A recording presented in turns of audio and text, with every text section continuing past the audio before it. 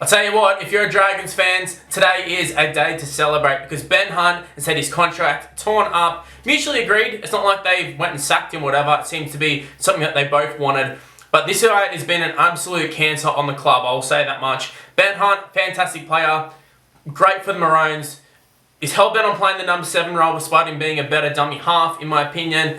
But he's been, like I said, an absolute cancer on the Dragons. And how are the Dragons ever supposed to sort of move forward when every year their captain of the club, highest paid player, most high-profile player, was sort of talking about wanting to leave every year? So if you're a Dragons fan, you should be super happy that you finally got rid of him. He's very, very old at this point. He hasn't really brought too much to the club. And I know it often gets stated that Ben Hunt carries the Dragons, but let's be real, he has to. That's his job. He's on $1 million a year.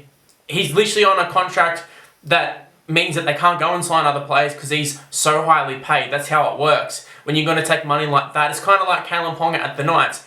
He's so high paid that, yeah, he should be carrying them because they can't afford to go out and get another superstar because they got him. Now, they've lost Zach Lomax already, and I think that's a huge loss. That one is 100% a loss. A local junior, come through the ranks, and he's gone essentially to, I don't know, he hasn't signed a huge contract with another team. He's just gone for another opportunity. Whereas Ben Hunt has been looking to go for a long, long time. I wrote down some notes a couple of days ago because I was planning on doing a video on this. I didn't expect the actual termination to happen today.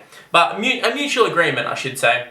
Because they keep saying terminated, and I've seen that they're talking about him getting sacked. It's a mutual one. He wanted to go, clearly. The Dragons finally let him go. It is funny that they fought so long to keep him, though. And, when Flanagan signed, it was like, no, Ben Hunt definitely will be staying, and all that sort of noise. And then, a year later, he's getting chewed out in the dressing room by Flanagan, and then first chance they can, he's gone. And also, the question that I will be talking about in this video as well is, where will he go and should he sign with your club? But I just want to touch on some of his stats. He played 147 games for the Dragons, countless origins and stuff throughout that time period, played for Australia. No doubt the guy was good, but the guy also had Gareth Widdop as his halves partner. He had Corey Norman, and he had a lot of representative players in that side throughout the years, and he produced nothing, essentially. And like I said, it keeps getting talked about that he carried the club, and Ben Hunt is the Dragons, and he's the only one who offers this and that, and look at all the try assists. But I think you look at Ben Hunt and look at a guy who definitely didn't put the team first, and that's what you need. And I don't know if he's going to go to the Broncos. I feel like that seems the logical choice. Go to the Broncos. He's either going to play the number 9, which is something that he said that he wouldn't do, and plenty of other times he's turned down roles, and he might have played it here and there for the Dragons. And I think he's even openly spoke about the fact that he doesn't want to be a long-term 9. But he tried to sign with the Broncos, I think it was last year, maybe the year before, to go play number 9, take over from Billy Walters. So it kind of shows that if the opportunity's there, like playing for Queensland, playing for Australia, he has no problems with it. So I don't know if he's going to go to the Broncos and maybe replace Ezra Mam. That's kind of a logical one. Should Ezra Mam get the sack or be suspended for a long-term sort of period? Problem for that is, what do you do after the suspension if he doesn't get the sack? Do you move him to the number 9? Billy Walters is there. His dad's not the coach anymore, so you would imagine, Ben Hunt slots into the number 9. With other clubs, it's been talked about the Bulldogs who are interested in him. I personally wouldn't sign him, and this is the dilemma for Ben Hunt, is he's in his mid-30s. Like, he's definitely on the back end of his career, and this is also what I was thinking when Ben Hunt to be the replacement for Ezra Mam is, how do you have Ben Hunt come in, like, fantastic player, right?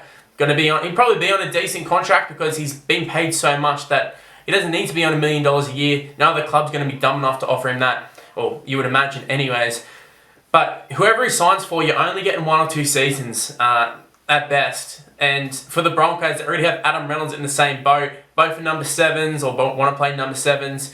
I don't really think it's a great signing for the Broncos. It's such a stopgap signing. Either like they'd go and develop Moser, which I think possibly could be the move. Maybe Ben Hunt starts at 9, Moser comes off the bench. You sort of, develop him a little bit. But at the same time, if he comes in to be literally the replacement for Ezra Mam, that's pretty poor in my opinion. It's, like I said, a stopgap. Either they just come in and win at all costs the next couple of years.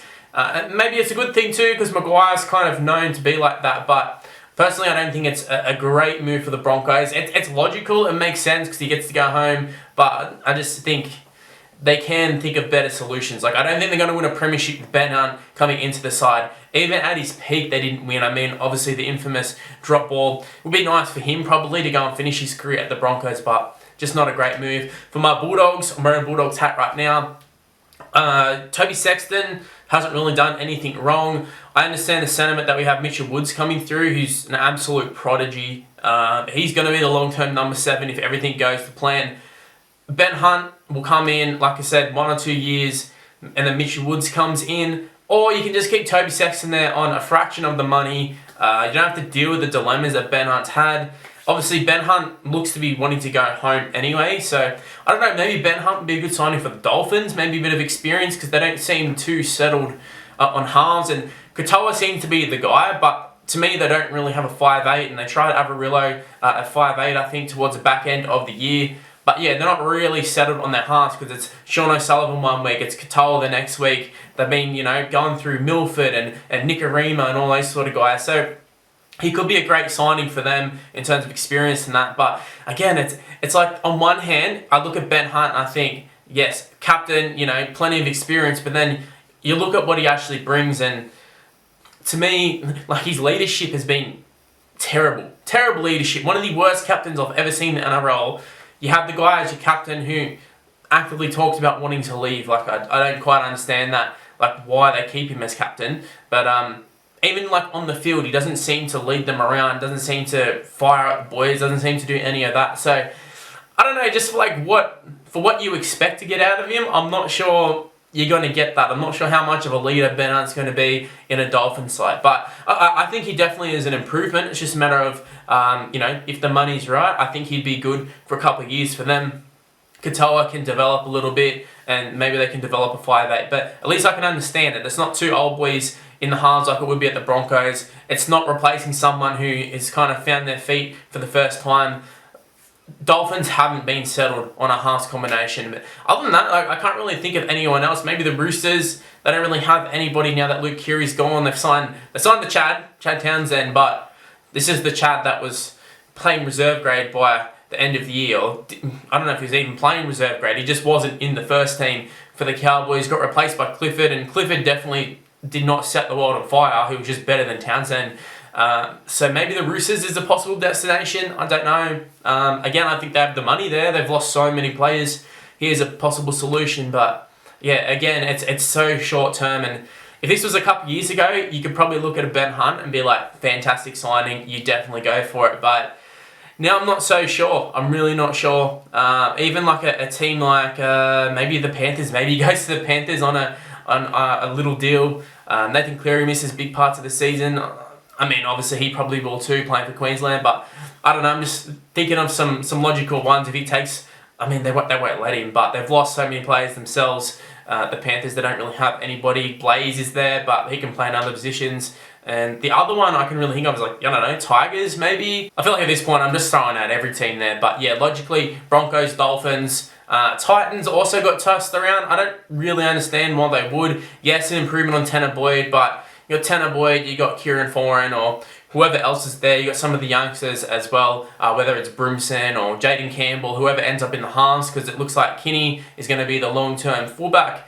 So you probably see Brimson back in the halves, I would imagine, but Campbell's also played there. So I guess they have sort of one piece of it. It's just a matter of shoring up the, the 5'8" of the halfback role. But I thought Kieran Foran was really good for them last year, and I don't think Ben Hunt brings anything that Kieran Foran isn't sort of already doing. Probably got better leadership than Ben Hunt. He's not going to be playing Origin. And if they do bring him in to actually partner Kieran Foran, then you got 2 old boys, got 1 or 2 seasons left. So yeah, it's kind of it's just the big problem for Ben Hunt is it's probably too late now. And that's probably the reason the Dragons got rid of him too, is the fact that he is aging and they're in like a full rebuild phase. Lomax is gone, may as well get rid of him. It's on a big contract, you can go and sign someone else. All that definitely would factor in.